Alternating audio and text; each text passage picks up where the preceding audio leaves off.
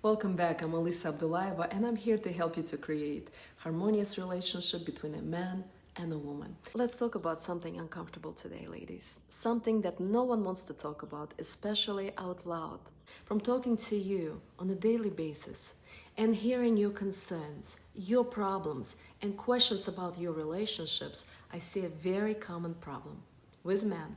You ladies think that you're being supportive when you try to help your man, when you plan things for him, when you fix his mistakes, when you offer advice or give him tips, or create a structure to fix his health, habits, or time management, or anything else. All this comes from a place of love, but this is how it looks from his perspective. You have become his mother. And if you're concerned about where the attraction has gone, it left the moment you shifted your role from being a lover, a wife, to being a mother. Because if you shift into the role of a mother, a man stops desiring you. No man wants to sleep, have sexual intimacy with his mother. And no mother wants to sleep with her son either. Let's be honest about it. This is not about shame or blame, ladies. It's about a straight and honest, vulnerable conversation. Men crave your femininity, your feminine soft flow. Unless he's a feminine himself. Of course, he will crave a dominant and masculine woman, but I'm not referring to that. I'm talking about healthy dynamic of a masculine man who is a provider, leader, and protector, and a healthy woman who is in a feminine and nurturing energy. Healthy masculine men thrive in the space of a feminine woman who handles her feminine duties of cooking, taking care of and nurturing the kids and the home, while the man handles his duties of going to work, bringing home the bacon, and paying the mortgage, apartment, and bills.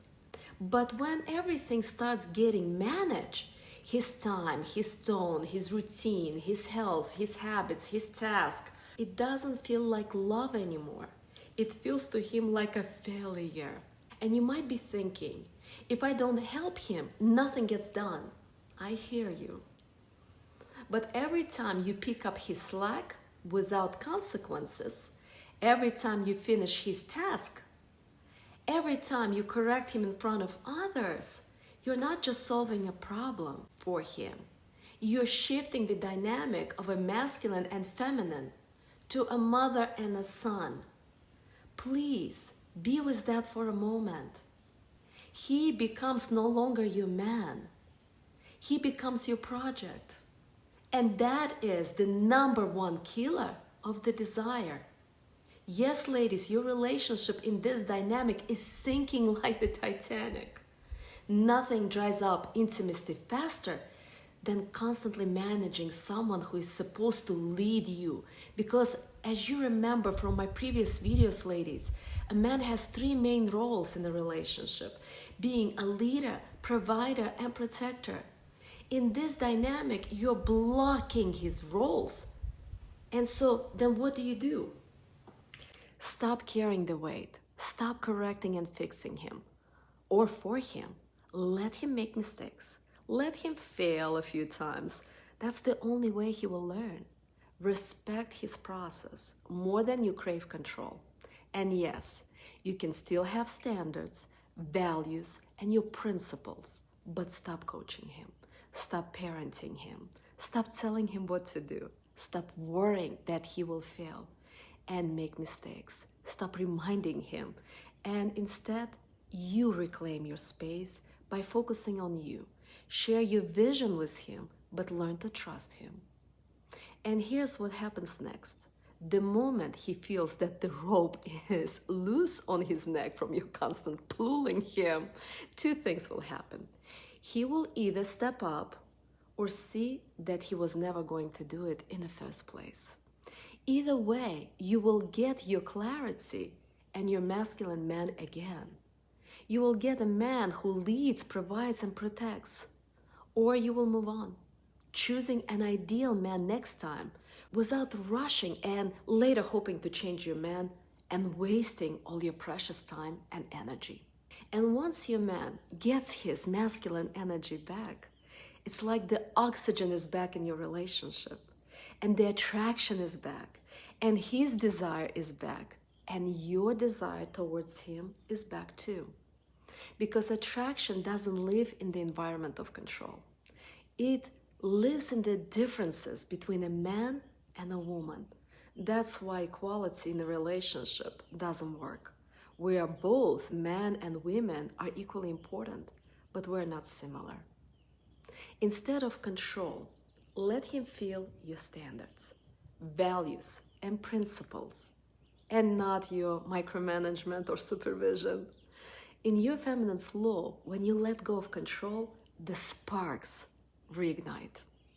For example, you're heading out to dinner and he forgot a bag with food, snacks, or water for you, even though you asked him 2 minutes ago before getting into the car.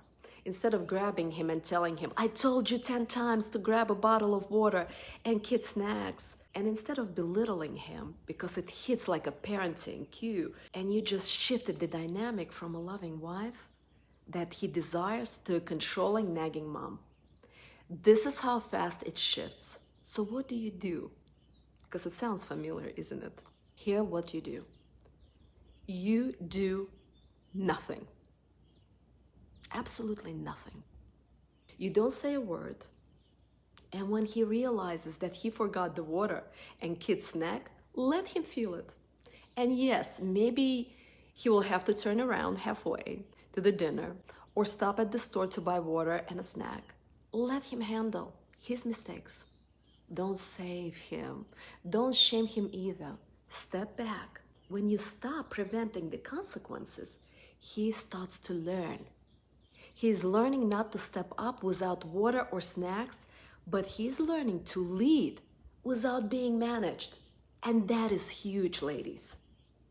And he needs to train this muscle of being a leader on his own. And that's where your feminine energy flows, when you're patient, quiet, and letting him be a leader, even if he fails sometimes and makes mistakes. And yes, you might be 45 minutes late to the dinner with friends or family. It's okay. Ask yourself, what's more important, your friends, your control, or your relationship with your husband or your man? Here's another example. You're at the dinner table with friends and he starts sharing a story. And he forgot to mention an important part, or he gets a detail wrong, or he shares too many details, which loses the whole point of a story. And you caught him. You corrected him to make it funnier or more accurate. And again, the intent wasn't bad. You think you helped him. But what he feels is, she doesn't trust me to speak. She wants everything to be perfect and about her. It might be subtle. He might even laugh it off. But deep down, something shrinks. You made yourself an authority, and he was just publicly humiliated. In your eyes, he doesn't feel that you respect him, trust him, or admire him. You belittle him and made him feel small again. What can you do if this happens? Let him talk.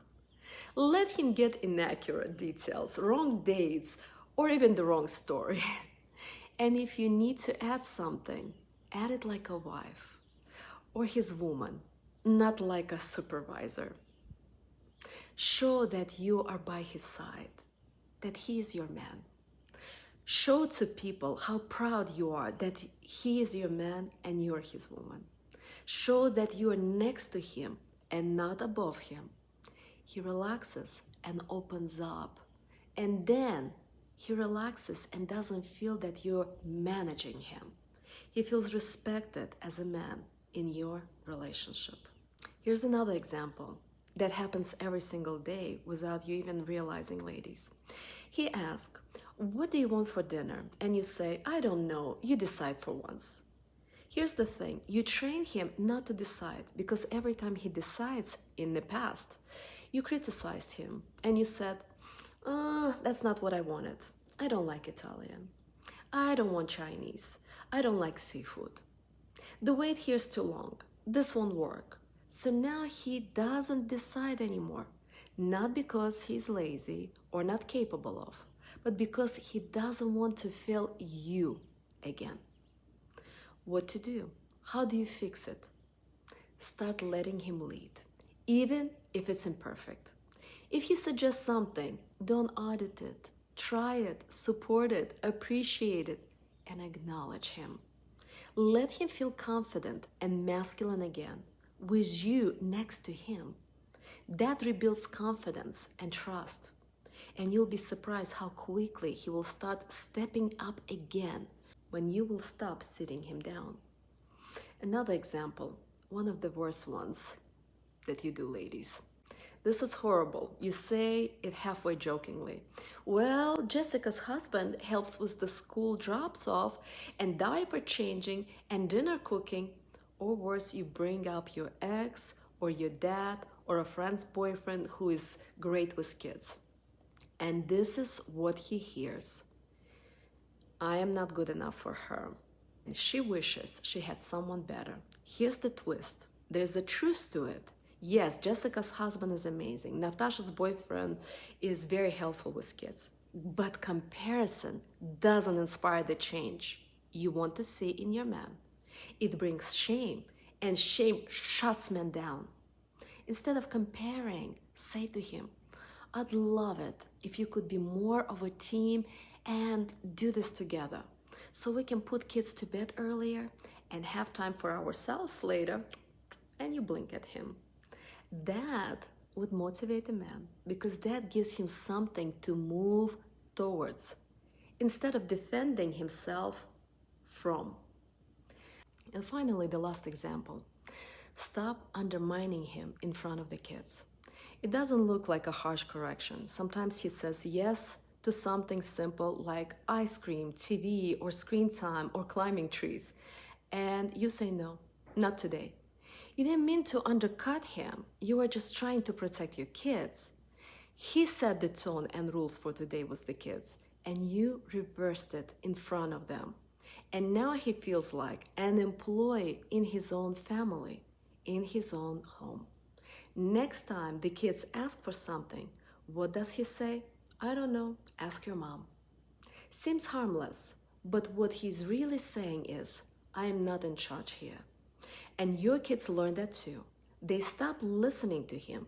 They stop listening to him as a real authority, like a leader in a family. And yes, ladies, please accept that a man is a leader in a family. And kids see that now as the fun one or the weak one. And they run for questions to you instead of that. And so you got more control, more authority, and more work, and more responsibilities, and more decision making, and more resentment, ladies. Not because you're bad, but because you became the final word. And if you're the final word, you're the final weight in the family. So please be with it for a moment. So what is the alternative? Back each other up. Even if you disagree in the moment. If he says yes and you disagree, bite your tongue, follow through, and then talk to him privately and tell him, I don't think this was the best call, and share with him your feelings about his decision without criticizing him or making him wrong. Ask him, can we talk about this next time before you make a decision? That keeps unity. This teaches kids that parents are the team. And most importantly, it restores your husband's inner core in the eyes of his own children. Because if a man who doesn't feel respected by his kids and his woman doesn't feel like a man at all. And that kills attraction to him and his to you. Let him lead. Let him grow. Let him make mistakes and go through experiences in life. The more he fails, the more he will get up and become wiser, stronger, resilient, and masculine. Men become masculine through winning the battles, his failures and mistakes, and not through your help, guidance, and support. And give your kids what they crave. Two parents. a gentle, soft, loving, and nurturing mom, and a strong, firm, fun, and protective dad. And now I want to share that remember that you didn't set out to be his supervisor. I know that, ladies. And you didn't want to carry it all on your shoulders. You didn't want to lead everything yourself. You just want your relationship and family running. And somewhere along the way, you became the one who had to do it all.